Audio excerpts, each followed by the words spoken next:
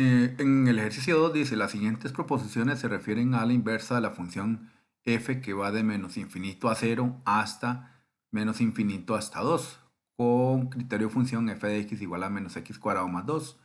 La primera pregunta es, la gráfica de la inversa de f interseca el eje y en 0,2, y si la inversa, si f a la menos 1 es la inversa de f, entonces el ámbito de f a la menos 1 es el intervalo que da menos infinito a 0.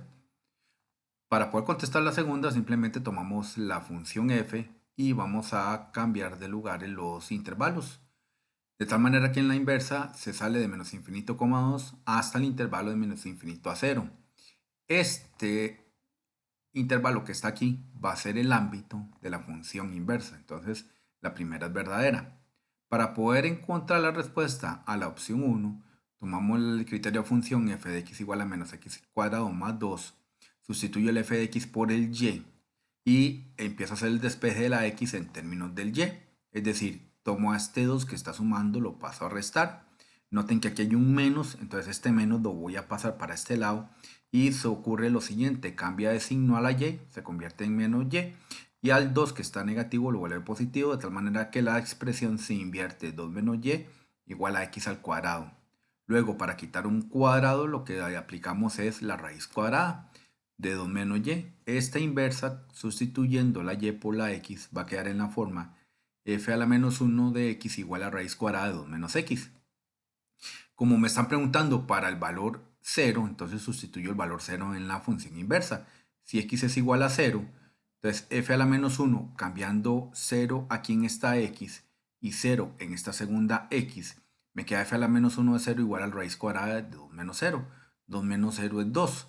Y vean que la expresión correcta para este 0 de acá es con raíz cuadrada de 2, 0, raíz cuadrada de 2. Por lo tanto, esta expresión no es cierta. De ahí que solo la opción 2 es la respuesta correcta. El ejercicio 3 dice, considere las siguientes proposiciones referidas a una función biyectiva f tal que su inversa es f a la menos 1. La primera propuesta es, el codominio y el ámbito de la inversa son iguales.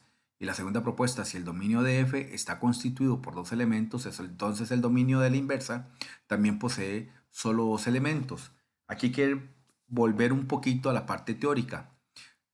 Si tengo una función que va a un conjunto A a un conjunto B y noten que estos dos elementos van a un único elemento, esa función es sobreyectiva. Aquí no está sobrando ningún elemento en el conjunto B. En esta otra función de A a B tengo los elementos x1 y x2, pero aquí tengo los elementos y1, y2 y y3 y están relacionados de 1 a 1 y además sobra un elemento en la parte del codominio o en el conjunto B. A esa función se le llama inyectiva. Si unimos los dos criterios, entonces vamos a tener la función de A hasta B en f, que tenemos los elementos en A, x1, x2 y x3, y en B, y1, y2, y3, y noten que van relacionados de uno en uno. Entonces la función se llama biyectiva. Noten que tanto el dominio como el codominio tienen que tener el mismo tamaño, es decir, son iguales. La opción 1 es correcta.